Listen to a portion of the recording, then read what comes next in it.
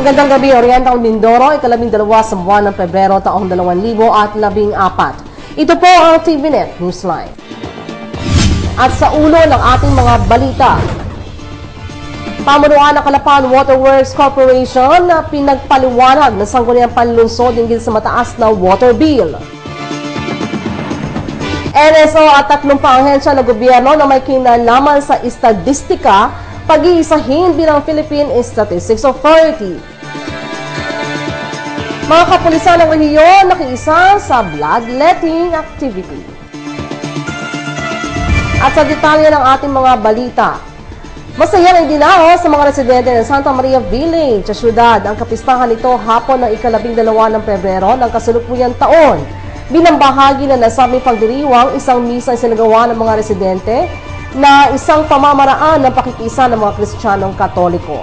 Matapos ito, agad namang isinagawa ang ilang palaro gaya ng agawan ng pato, palo sebo at basag palayok, kung saan isa rin nila itong paraan upang magbalik tanaw at di mawala ang nakagisnan at kaugalian ng mga Pilipino, partikular ang mga palaro at piyestang di mawala bawat taon. Samantala, inaasahan namang muling nakapagbigay kasiyahan sa mga residente nito ang nasabing aktibidad kung saan kahit umano sa kabila ng kanilang napakaraming gawain ay mayroong 1 o 2 araw na aktibidad para naman sa pagpapasaya ng mga nasabing personalidad, partikular na ang mga kabataan.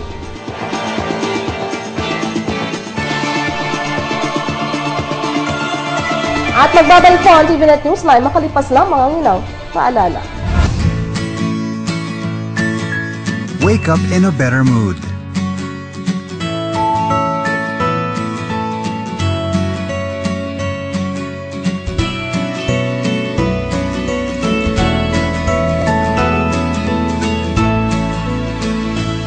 Look better with cleaner clothes.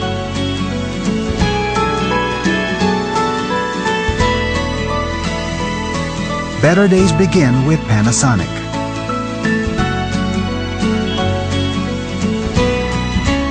Smart ideas for a better life.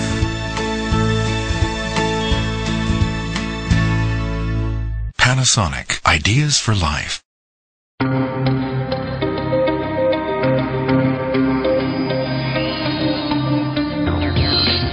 New Toshiba LED Power TV.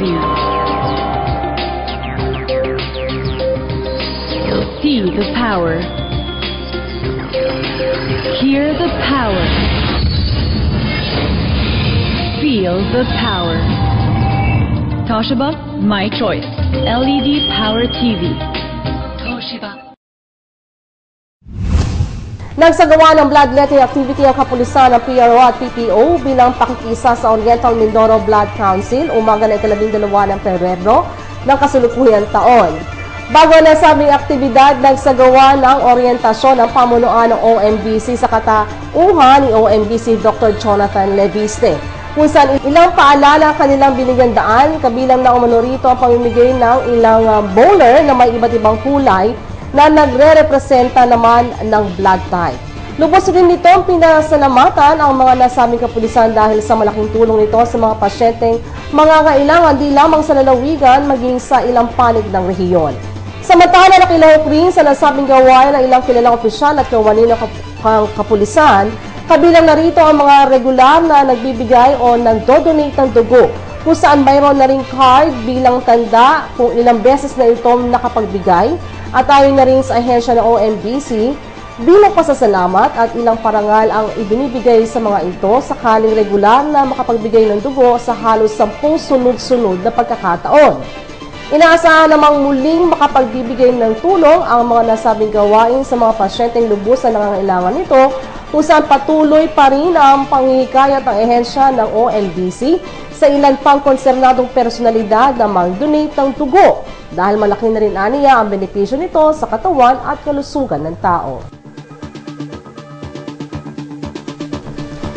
Samantala, kasunod ng pagre-retiro ni National Statistics Office 4B Regional Director Flor Delisa Monteclaro, nagsimula na ang manungkulan bilang OICRD si dating Marinduque Provincial Statistics Officer Lenny Rio Florido at sa kanyang pag-upo. Iba't ibang mahalagang bagay na kaagad ang kanyang tinututukan, kabilang na ang mga pakikipagpulong sa mga kawani ng nasabing tanggapan at ang pagtatakda ng mga aktibidad para naman sa pagdiriwang ng Civil Registration Month ngayong Pebrero.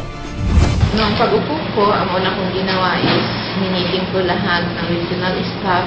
Then, tinanong ko paano nag-ooperate ang regional office since it's quite different from the provincial office. Then, we had meetings, then we planned what different activities na dapat namin isagawa.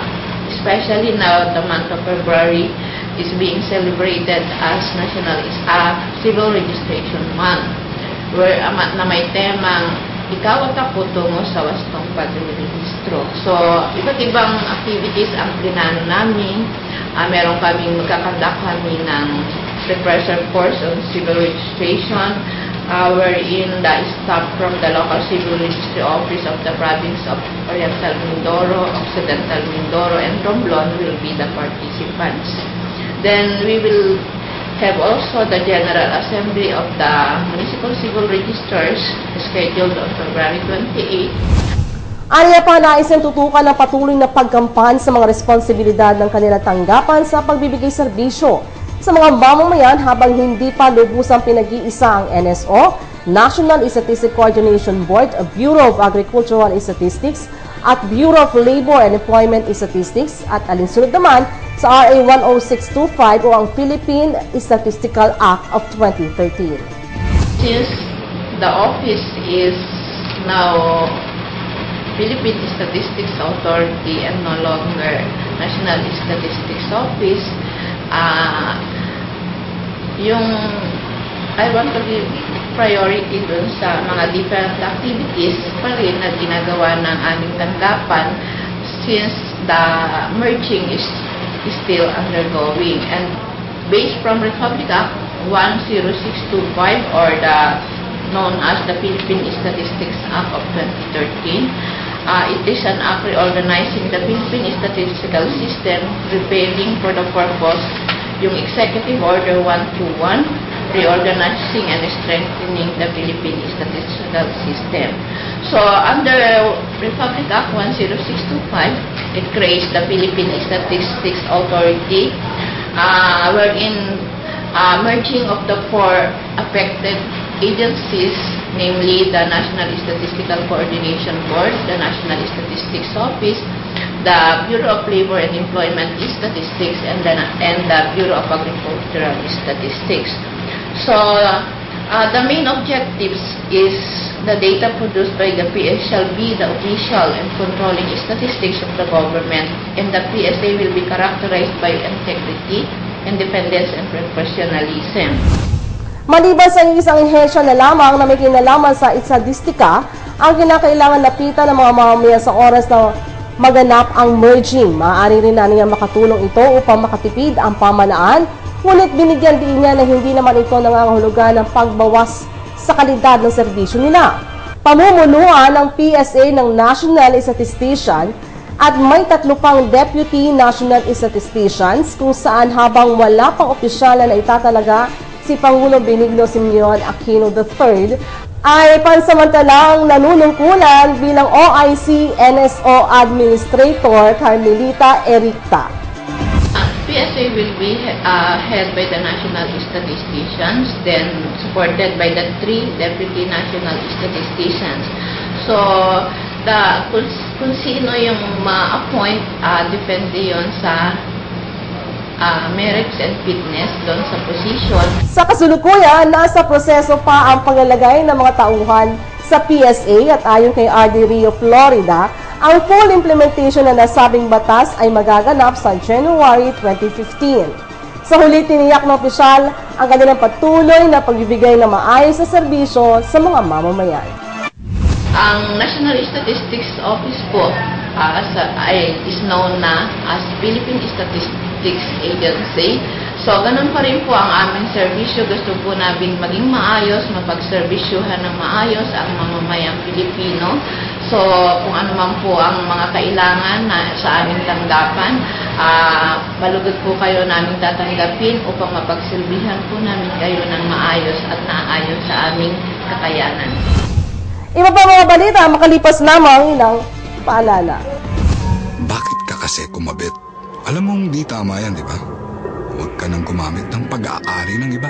Nakakaperwisyo ka sa mga legal na cable. Lumalabo ang signal nila. Mahiya ka naman, hoy. Illegal na cable mo, putulin na.